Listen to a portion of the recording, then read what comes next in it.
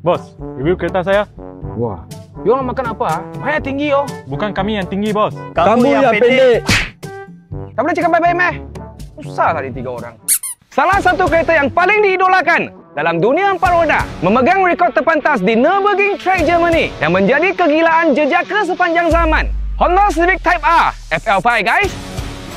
Dengan enjin 2 liter VTEC, inline 4 turbocharged, front-wheel drive, PRL inlet dan intake dengan custom tuned ECU, 420 horsepower dan 530 Nm torque.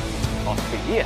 Saya pernah bawa 278, tapi rasanya boleh lagi laju. Kereta power, owner lemah. Inilah muka dia. Hei pendek, apa you cakap? Jaga sikit mulut you. So guys, one of the best 2.0 performance ever made. Kereta ini, lampu depan, lampu belakang kini lebih agresif with the sense of elegance. Pakai custom Porsche rim 19 inci, Brembo 4-port depan, 2-port belakang, hood vent, front grille, bumper belakang. Semua original dia. Ducktail spoiler carbon fiber. Carbon fiber Voltex GT Wing. Sesuai kalau nak pergi camping. Bos, itu 3 barang saja sudah 7,800 lah bos. Poket tebal.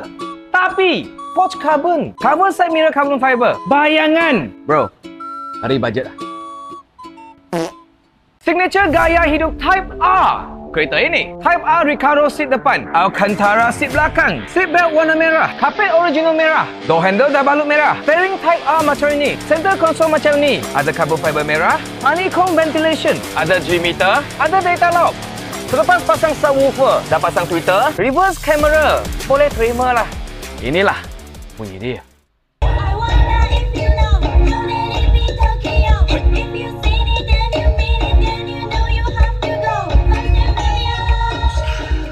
Downpipe, front pipe RV6. Full custom exhaust. Lebih besar daripada tangan saya.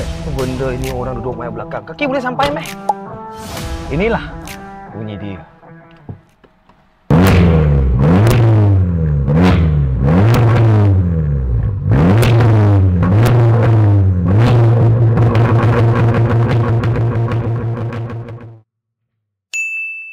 Macam bos, best ke kereta saya? Satu barang je saya nak tanya. Berapa awet surat cop ah? Kenapa? Bos nak beli juga. Saya tanya apa, you jawab. Jangan bukan-bukan. Saya tak nak bagi tahu. You ah! So guys, like, follow, comment, share untuk review kereta seterusnya. Bos, kenapa you nampak kecil ya? You dulu tak ada minum susu ah? Saya pun rasa kasihan sama you lah, bos. Saya belum cakap apa-apa lagi tau.